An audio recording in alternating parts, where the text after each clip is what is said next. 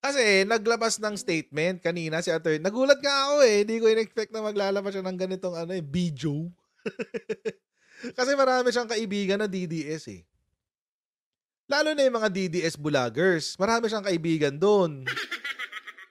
Marami siyang kaibigan dun guys, sa mga DDS vloggers. So, nagulat din ako ba't siya naglabas siya ng ganitong statement. Di ko alam kung napanood niyo na. Pero kung napanood kung hindi pa, o 'to papakita ko sa inyo. Nakakagulat lang kasi. Sabi niya, malaki ang posibilidad na matalo si Vice President Inday Sara Duterte sa 2028 kapag siya ay tumakbo na presidente. Ay, bakit? Kasalanan ng DDS vloggers, mga DDS supporters at ng kanyang ama. Yan, ang kanyang sinabi kanina. Shoutout muna sa mga kaibigan natin sa Sendwave. Kung kayo po ay nasa US, UK, Canada, Italy, France, Spain, Ireland, and Belgium, ay pwede po ay magpadala ng inyong mga remittances sa Pilipinas gamit po ang Sendwave. Ang gagawin nyo lang ay download ang inyong Sendwave app, gawa kayo ng account, ilagay nyo yung bank account details nyo. Pwede na magpadala sa GCash, sa mga pawn shops at iba't ibang mga bangko sa Pilipinas. At kapag ginamit nyo pa ang promo code sa inyo pong unang padala, ay makakuha kayo ng karagdagan $20 free credit. Kaya gamitin na si Sendwave for all of your remittance needs. Kala nyo picture lang yan, hindi. Video yan. Panoorin natin. Malaki ang posibilidad na si Sara ay matatalo sa 2028 kapag siya ay tumakbo na presidente. Kasalanan ito ng mga DDS vloggers at mga DDS supporters at ng kanyang ama. Araw-araw nyo ba namang tuligsain na bangag at adik si Presidente Bongbong Marcos? Sigurado na mawawala ang suporta ng mga Marcos loyalists at mga Ilocano at mga Waray at mga Ilonggo na may simpatiya kay Presidente Bongbong Marcos. Hindi na ninyo maaasahan na magiging kakampi ang mga Marcos loyalists, Correct. mga Ilocano at mga Waray at mga Ilonggo na mga Marcos supporters. Itawagin yung bangag at adik ay natural, sinaktan nyo na ang damdamin ng mga taong ito. Alalahanin ninyo na sa loob ng mahigit 30 taon ay wala nang ginawa ang mga kalaban na tuligsain ang mga Marcos at si BBM. Andyan na lahat ng klase ng paninira, no? Tinawag na mga human rights violators, na mga mamamatay tao, na mga magnanakaw, kung ano-ano ang mga ipinukol na paninira sa mga Marcos. Ano ang nangyari? For the first time in the history of Philippine politics and Philippine elections, nagkaroon ng 31 million na boto sa presidente at yan ay walang iba kundi kay BBM. BBM yan. At for the first time, nagkaroon tayo ng majority elected president. So, saan napunta yung more than 30 or about 36 years na paninira sa kila BBM? Wala. So ngayon, tawagin yung bangag at adik si BBM na lang lahat naman yan ay puro kasinungalingan at paninira, ay sigurado na hindi iboboto si Sara. So sa 2028, asahan nyo matatalo si Sara dahil sa kasalanan ninyo, kagagawa ninyo na mga DDS supporters, mga DDS vloggers at ng kanyang ama. Galit na galit si attorney. Gigil na gigil si attorney ka dun, eh. Okay lang yun. May karapatan naman niya yan. Oo, syempre. Well, nag-agree ba kayo o disagree? Yan. Kailangan ko lang, meron kasi akong gustong meron akong gustong ikwento at ipaliwanag. Kasi um, maraming kasi nga daw galing nga sa mga eksperto daw, sa mga experts daw galing. Ang nagpapanalo daw kasi kay PBBM si Sara. Gano'n kasi yung palagi sinasabi. Pero dito sa sinasabi ni Attorney Larry Gadon, mukhang baliktad ang mangyayari. Mukhang baliktad ito yung sinasabi ni Attorney Larry. Na bakit matatalo si Sara sa 2028? Si Sara nga nagpanalo. Yun. So, pag-aralan natin, bakit ba ganyan ang sinabi ni Papa Sec, ni Secretary Larry Gadon. Balikan natin ng konti. yung 2016 national election. So tayo sa 2016. Kasi ano yun, malaking bagay yung 2016 national elections na yan. Kung by the way, itong numero na 'to is partial pa lang 'to, partial and unofficial. Pero 96.14%. Dito pa lang medyo makikita niyo na kung sino yung winner. So, hinahanap ko yung official numbers, hindi ko makita. Na kay Wikipedia lahat. So sabi ko, sige ito na lang muna. Temporary. Okay. Wala rin kay Comelec. Ang weird nga, wala kay Comelec. Anyway, si Digong nanalo siya practically as a nobody. With 15,970,018 votes. Ayan yung panalo niya. 15,970,018 votes. Ngayon mga kotsero, si PBBM, natalo siya kasi dinaya. But, kung titignan nyo dito mga kotsero, more or less 200,000 lang ang lamang ni Lenny sa kanya. More or less. Nanalo siya with 13,803,966. What does this mean? Ibig sabihin nito mga kotsero, majority ng bumoto kay PBBM, malamang sa malamang, hindi ko na masasabing 100%, but this is an estimate. Majority ng bumoto kay PBBM ay bumoto rin kay Digong. I'm not saying that it is scientific. Hindi ko naman masasabi yun. Mahirap gawin yun eh. But, kung pag-aaralan mo talaga, technically, kung iisipin mo, 13 million kay PBBM, 15 million kay Digong, most probably, yung 13 million ni PBBM, siya rin bumoto kay Digong. Bakit? Kasi, kinumbinse ni Senator Amy ang mga loyalista na bumoto kay Digong. Not only that, pati si PBBM was running as independent, if I'm not mistaken. At of course, magkasama sila ni Miriam Defensor Santiago during that time. But, maski nung ganun yung tambalan nila during that time, ang mas maingay na tambalan na pati mga loyalista, ito yung mga inaano nila eh. Ito yung kinakampanya nila eh.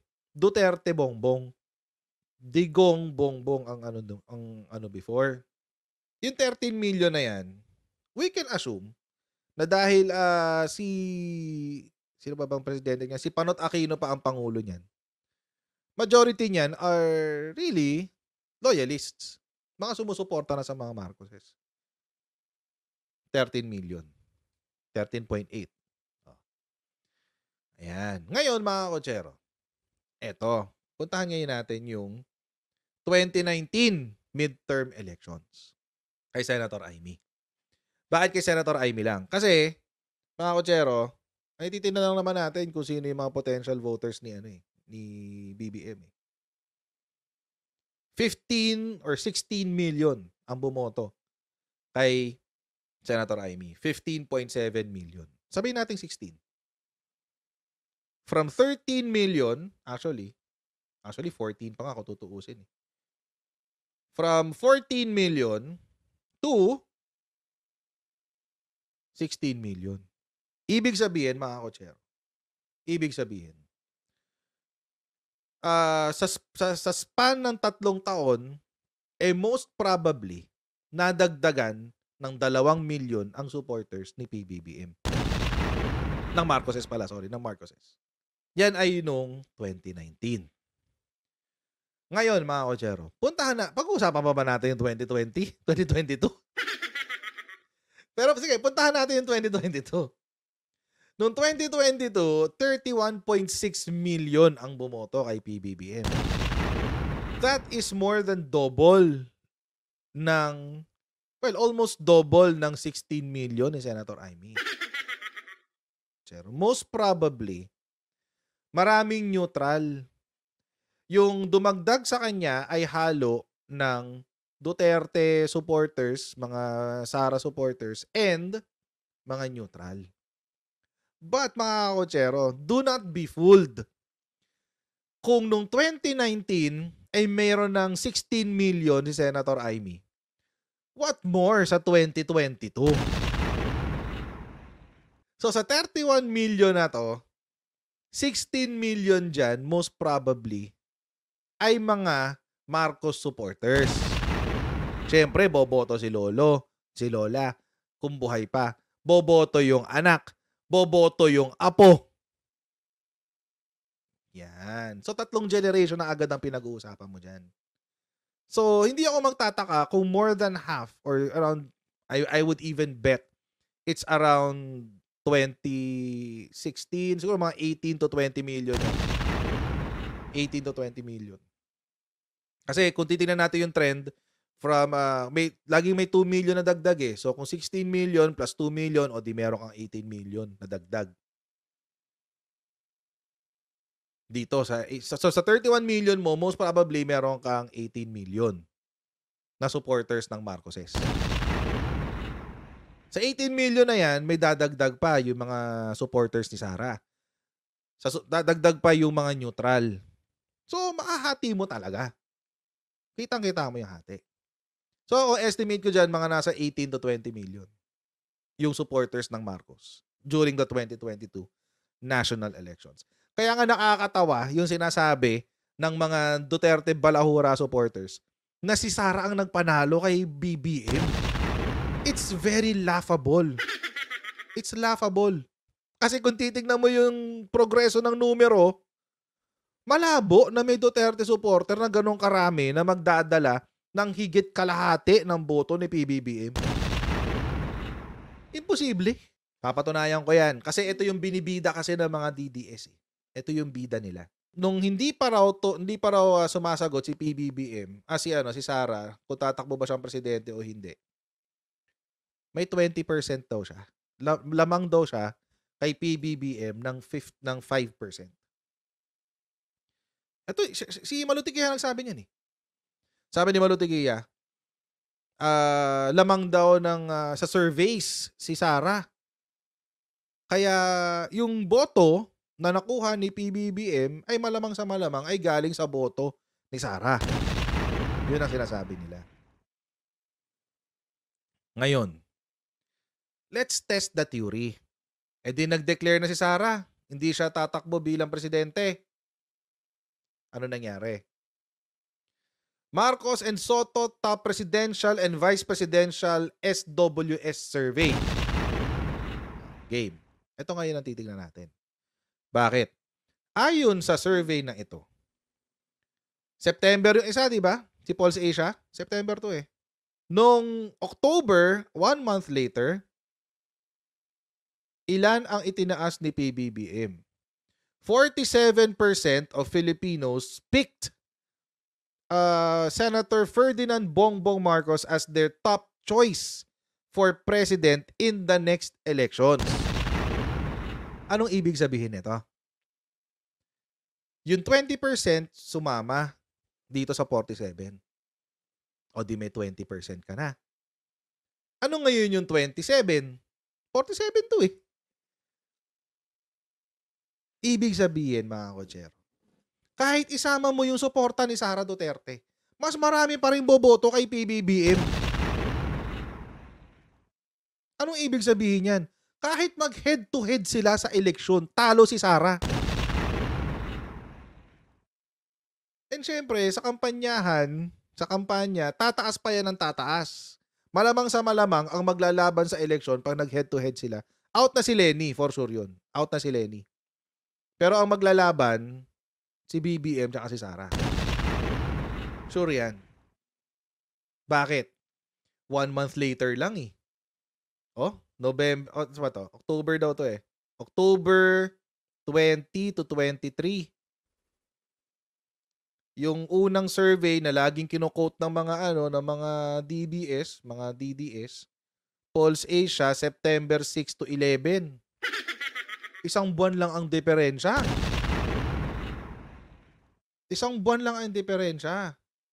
So, ibig sabihin, mga kotsero, isama mo yung 20% ni Sara, 47 yung score eh. 47% eh. 47%. Anong gagawin natin? Olats pa rin si Sara. Okay. Ngayon, now that we have established that, Ngayon na napatunayan na natin yan. Imagine, 2028 elections. Inaway mo ang Bongbong Marcos.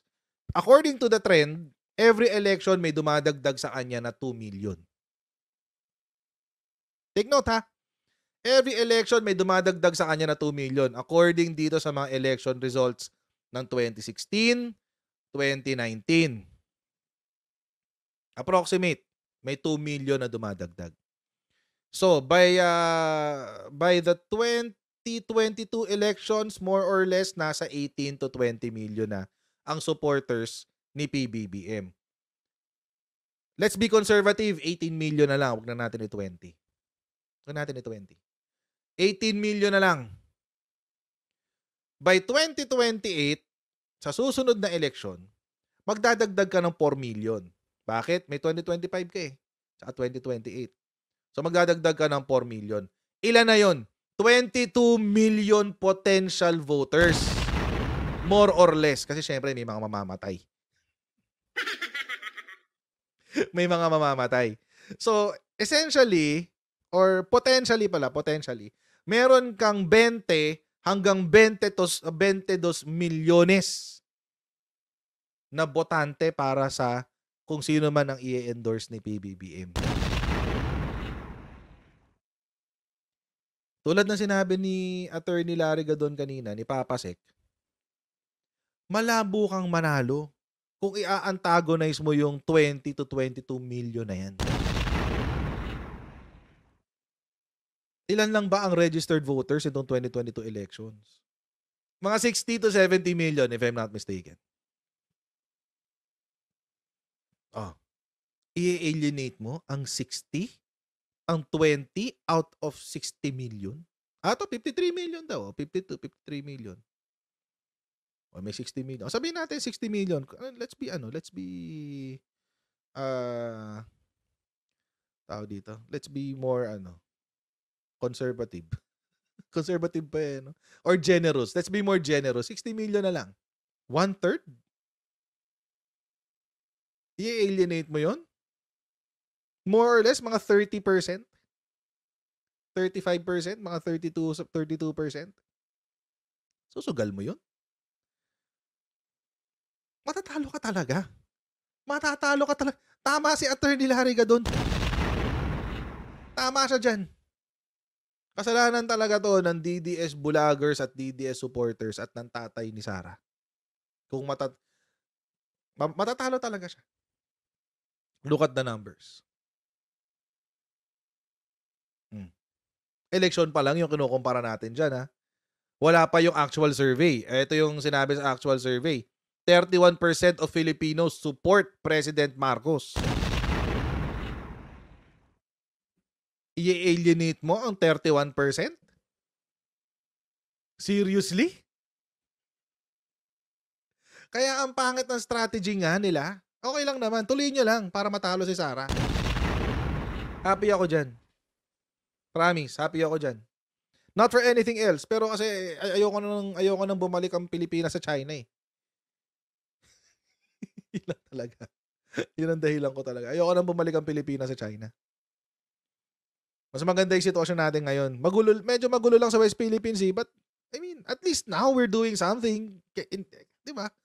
Doing something is better than doing nothing. Ilan lang ang supporters ng Duterte family? 20%. Wala pa dyan yung neutral. Wala pa dyan yung neutral. Yung neutral dyan nasa 45% if I'm not mistaken.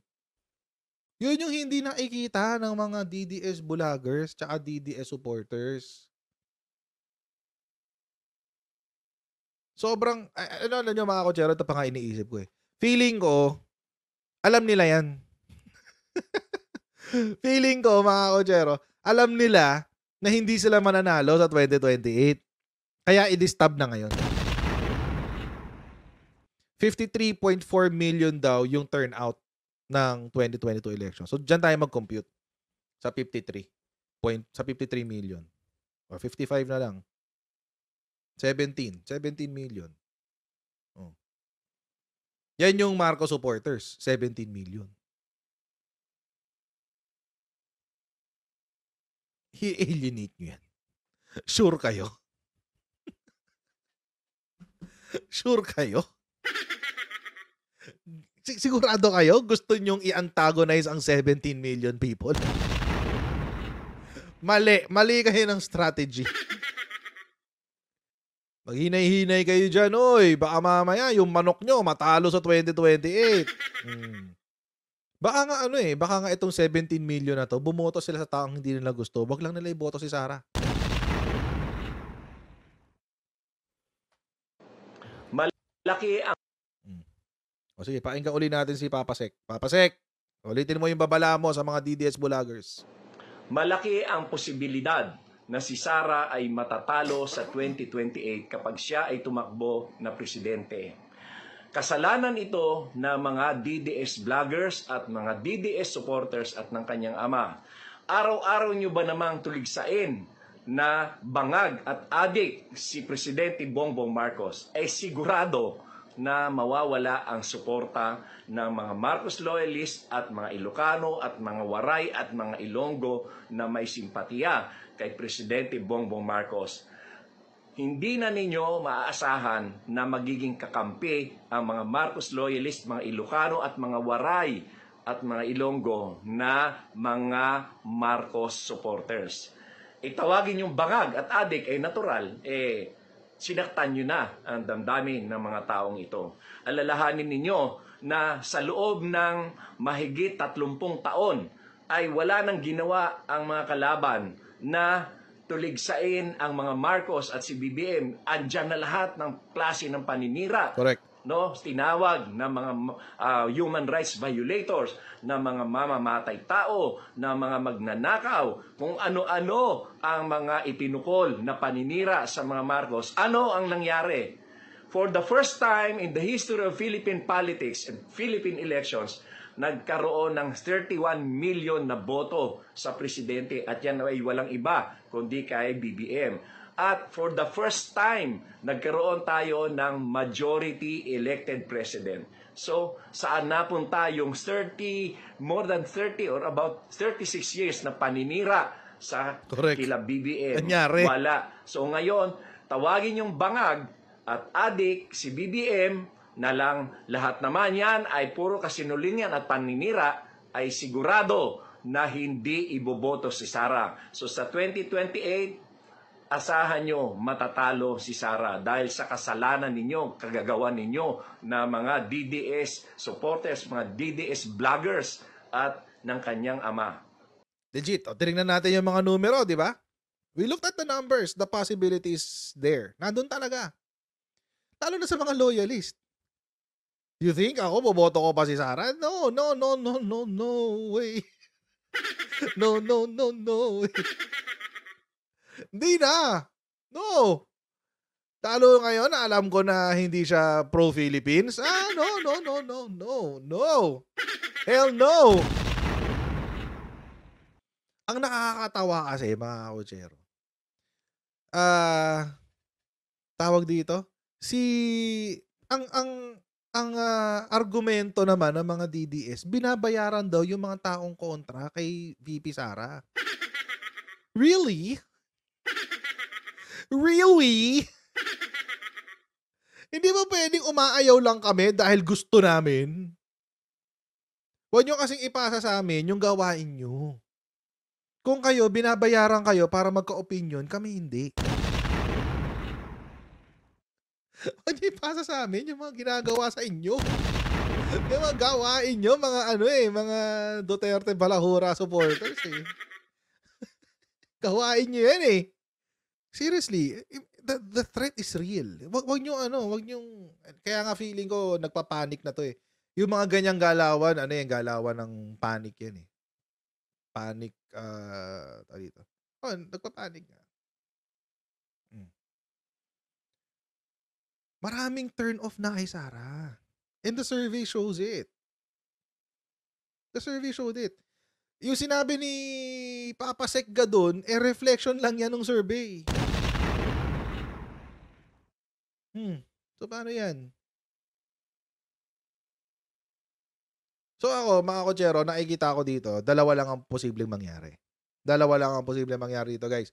Puwedeng paiigtingin pa nila yung destab, palalakasin pa nila yung ingay ng destab para bumaba na, mapuwersa na mag-resign si PBBM. Kasi alam nila na hindi nila maipapanalo ang eleksyon, eh. Lalo ngayon. Hindi na nila maipapanalo ang eleksyon, guys. Alam na nila yun ngayon. Imagine, binato na nila lahat ng puwede nilang ibato. Kulang na lang tawagin nilang babaero si PBBM. Baka yun ang next. Baka yun ang next. May ibang anak. Ay, actually, nagamit na pala nila yun. Parang nagamit na nga nila. Ang kwento, si Little Amy daw, anak ni PBBM. Dahil nabuntis daw niya yung pinsan niya. Dahil high sa drugs. Parang ganun yung kwento. Oo, parang ganun. Diba? Parang ganun. Nagamit na yon, nagamit na pala. Ano pang sunod? Diba? Anong sunod? Yung blue book. Baka ano lang yan, record book lang ng security guard yan sa condo. Ibang ano yun, walang bearing yan. O, ano? Anong blue book? Ang daming blue book dyan. Ano pang next? Ano pang next na ibabato nila? Actually, ituloy lang nila. Kung akong tatanungin, ituloy nyo lang. Sige lang, birahin nyo lang si Presidente ng birahin. Siguraduhin nyo na yung mga binambibira nyo sa kanya ay pawang kasinungalingan. Kasi habang tumatagal yan, habang tumatagal yung kasinungalingan nyo, lalo lang kayong masisira. Isunod nyo na yung pulburon video. Please, parang awa nyo na. Isunod nyo na yung pulburon video. Parang awa nyo na. Nagmamakaawa ako. Ilabas nyo na yung pulburon video. Estate tax. Okay, sige. Walang problema. Estate tax. Gusto nyo, bayaran yung estate tax. Okay lang naman, di ba? Para sa akin, well, di naman ako pamilya. Pero para sa akin, kung babayaran nila yung estate tax, walang problema. Pero, ibalik nila lahat ng ari-arian ng Marcoses. Balik nila. At kailangan mga kutsero, ipawalang sala lahat sila sa kung ano mang charges meron sa kanila na related sa ill-gotten wealth. Bakit?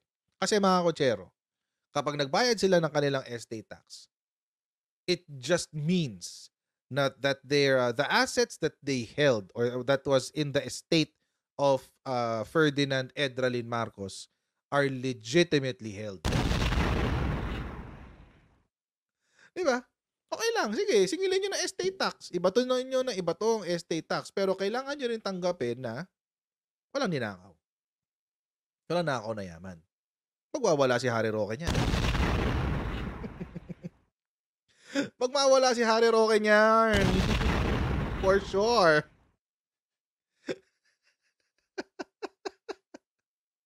Sure yan. Ganun na lang. Walang problema doon. Oh. Ano pang gagamitin nila? Pang bato.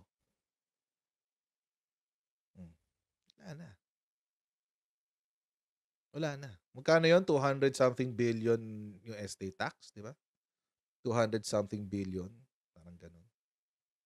O di tanggapin nyo rin na hindi nagnakaw si Apolacay. Kasi yun ay legitimately owned. Parte ng estate niya. Game. Go, go, go! Pero mga kutsero, alam naman natin, maski nga si PBBM, sinabi na yan, na kung meron kayong makita na kiniklaim na amin, pero hindi naman sa amin, di kunin nyo na. Kunin nyo. Oo. Kasi may Supreme Court decision naman eh. Kung ano yung legitimately owned by the Marcoses. Parang may 4 na properties yata yun. Yung iba, isinisi lang sa mga Marcoses. Or yung iba, pag-aari talaga ng mga cronies daw ng mga Marcoses. Hindi talaga sa Marcoses. Ang dami ng Supreme Court decision dyan, ha? Tsaka Sandigan Bayan decisions. Ang dami na yan. So, yun. So, ano pang next na iaano nila? Baka actually mga kotsero, ito ang kailangan nilang gawin para mabawi ang reputasyon ng Duterte. They have to pull a Ninoy Aquino. They have to pull a Ninoy Aquino. Ganun ang kailangan nilang gawin. Ganun ka-drastic. Ganun ka-drastic ang kailangan nilang gawin. Okay, so mga kotsero, hanggang dito lang po muna tayo sa ating live stream today. Okay, please don't forget to like, share, and subscribe sa ating Coach Ado YouTube channel. Sir Pascachi, shoutout po sa'yo. And I'll see all of you in our next live stream, guys. God bless you. See you next time. Bye.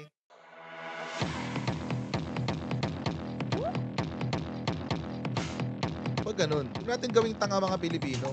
Mas maganda kasi nasa lugar ka ng tama kaysa yung pinipilit mo yung pagkakamali.